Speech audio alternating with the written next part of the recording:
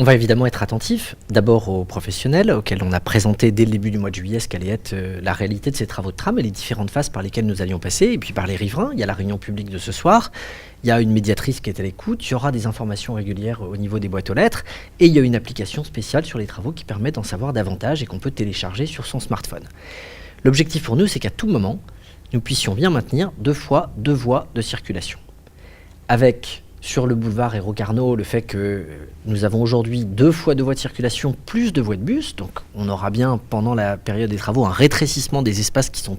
offerts à la circulation, mais il faut comprendre que ce sont des travaux qui sont lourds et qu'ensuite on a des axes sur lesquels nous n'interviendrons pas pendant plusieurs dizaines d'années, puisque quand on réalise un tram, et c'est pour partie ce qui explique son coût, on fait bien sûr une infrastructure de transport en commun performante, mais on refait l'intégralité des réseaux qui sont en sous-sol. Et donc c'est l'eau potable, ce sont les eaux usées, c'est le gaz, c'est l'électricité, c'est la fibre. Tous ces réseaux-là sont refaits pour qu'on soit tranquille pour plusieurs dizaines d'années et qu'on ne soit pas amené sur ces axes, qui sont souvent des axes principaux, à réintervenir trop vite. Ce n'est pas le tramway proprement dit, ce sont les travaux de réseau qui sont conditionnés par le tram. Pour être clair, sous une voie normale, sous une rue normale, vous avez des réseaux.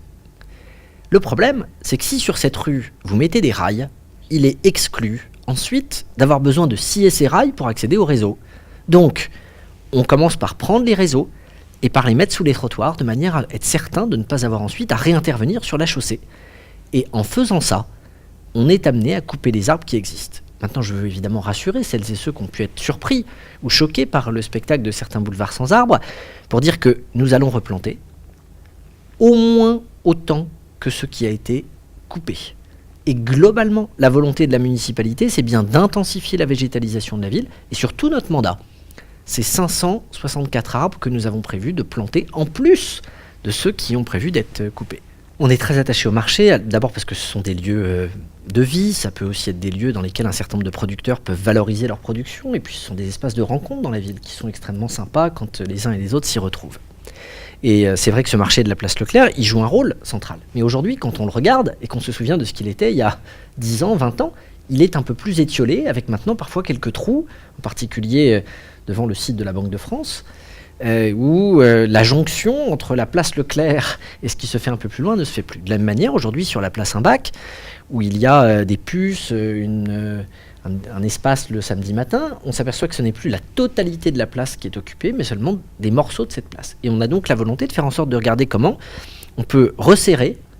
les différents commerçants pour recréer une densité commerciale non sédentaire qui soit plus forte, ce qui passe par le fait de davantage se concentrer sur la place Leclerc et d'assurer ensuite une jonction avec la rue Guiton et avec le haut de la place Imbach, où on aurait vocation à concentrer celles et ceux qui viennent pour cette activité de puce ou de brocante.